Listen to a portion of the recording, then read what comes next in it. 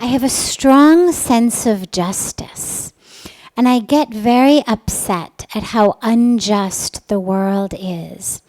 How can we live in a world with such injustice?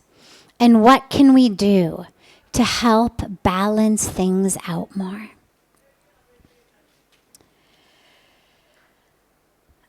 Our world itself is not unjust. What's unjust is how people in the world choose to behave. The injustice that we see is injustice brought upon the world by choices of people. Which means that we have a great responsibility. We have a great role that we can play. And what that role to play is how can we, in our environment, in our world, in whatever community we're in whatever aspect we have any impact or influence over, how can we live in justice, restore justice? But what we have to understand is, what does justice mean? What does that really look like? When we talk about injustice, well, if you look at nature, in nature what we see so frequently is certain animals killing other animals for their food. Right? Now that hurts us if we happen to be an animal lover. If you see any of these National Geographic specials, Discovery Channel specials, Animal Planet specials, and you see these beautiful, sweet, cute little creatures who are the food of the bigger creatures. Now, on some level, in our world, what we feel is that is unjust. And in our world, it actually is, which I'll come back to in a moment. But in nature, this is actually how nature works. Because otherwise the big animals wouldn't be able to survive. They wouldn't have anything to eat. This is how nature works. You see even, for example, trees, beautiful trees, that end up dying due to parasitic vines or parasitic moss that grow on the tree and end up sucking its life out. Sadly, or not so sadly, depending on how we look at it, just it is, that's actually how a lot in nature is. But we could look at it and we could say, oh, that's so unjust. What can I do? Well, there's nothing that needs to be done in nature for that. That's how nature works, how Mother Earth balances herself. But in our world, we have alternatives. So for example, should we find ourselves the metaphoric big animals in society, the metaphoric big animals of the community, it isn't just for us to abuse, to exploit, to take advantage of those who are smaller and weaker. So rules and laws that apply in nature with the animal kingdom, with the plant kingdom, are not necessarily the rules and laws that apply in our world. And this is important to realize because I've just given vastly different situations. But in our own world, even in different communities, in different societies, in different places, there's different rules. There's different rules about who in society performs what duty. So for example, let's take a very specific example here in India. One of the tragic societal problems that we face is an issue of the caste system. Okay? This comes up over and over again. Now, many people misinterpret this, misdiagnose this as a religious issue. It's actually not.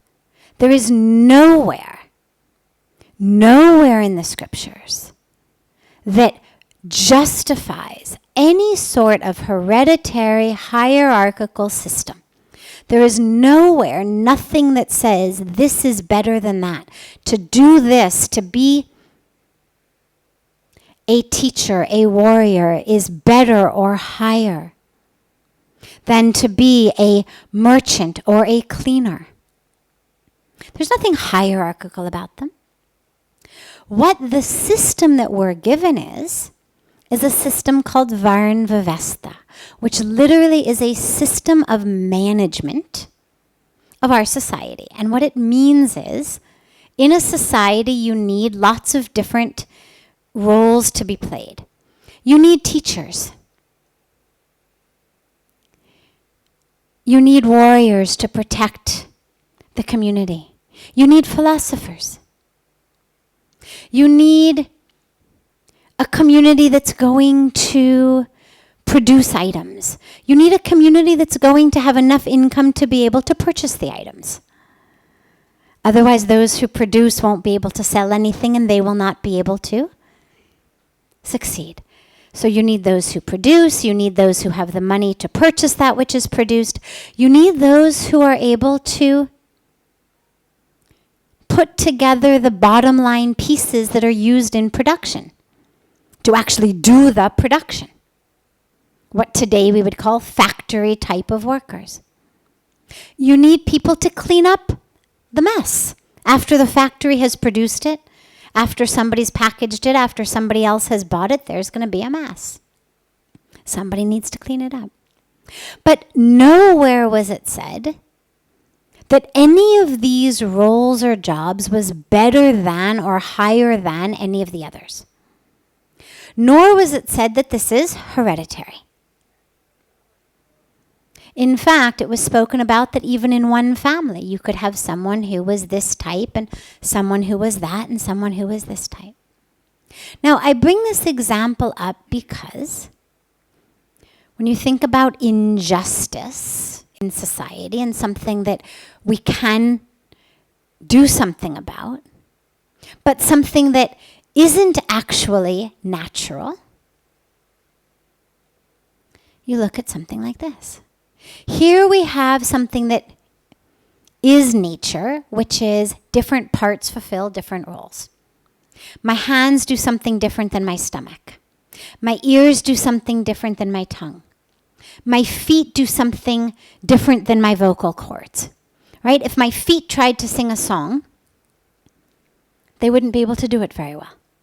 If my ears tried to digest my dinner, they wouldn't be able to do it very well. Each part has its own role. That's the natural system.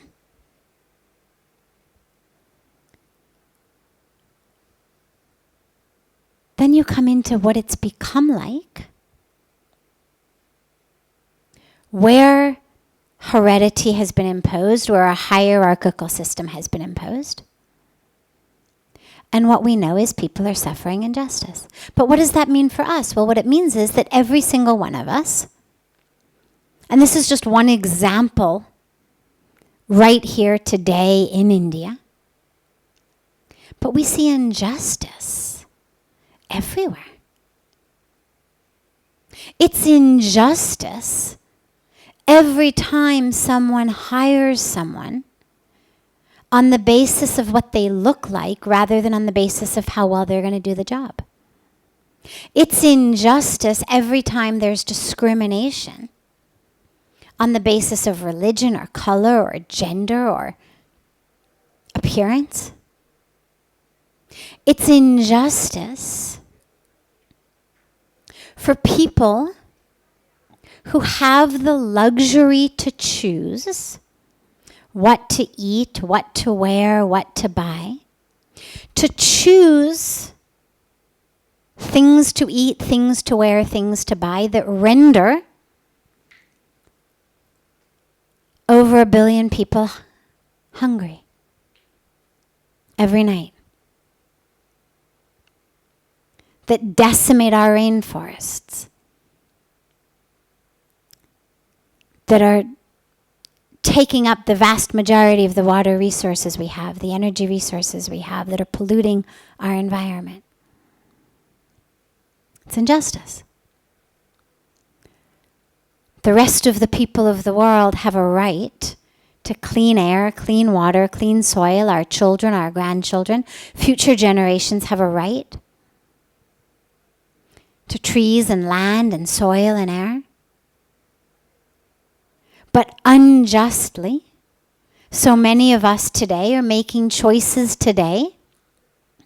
And this is where legal and just are not always in alignment. Something may be legal, but it's not necessarily just. So it's legal for us to use the money we have, to use the freedom that we have, to buy up whatever we want. Doesn't make it just. But what we have is the ability to make choices. And whether it's a choice not to buy into a system of hierarchy, whether it's a choice not to discriminate, not to make choices in an unjust manner, whether it's a decision to actually speak out in whatever way we can to work against injustice. Systems are only able to last as long as the general population will go along. The minute that the general population stops going along with a system, it falls, or it begins to fall in any case. And so every single one of us has the ability in our lives to bring about more justice. But not just by being upset. Being upset by injustice sadly doesn't actually benefit anyone. But being upset enough to catalyze action, that's what it becomes about. So how can I let my frustration, my anger, my upsetness catalyze me into action? That becomes the question. And that's something that every one of us has the power to do. Whether it's poverty, because it's unjust. It's unjust for some to have so many and some to have nothing. And those who have nothing are vastly more than those who have a lot, which is even more unjust. It's unjust for a tiny percentage of the world's population to have control over a vast percentage of the world's resources. But if every one of us who has the power to make a choice, who is one of those in the population that does have access, makes a choice for the greater good, makes a choice for our sisters and brothers across the world, makes a choice for the environment, for future generations, well, we have the power. We have the power to change it. Every meal we eat, everything we buy, everything we wear, how we travel, the jobs we do, how we move through the world, the leaders we vote for, all of that is making a difference. So we should never feel powerless and just keep looking for more and more ways to make more and more of a difference.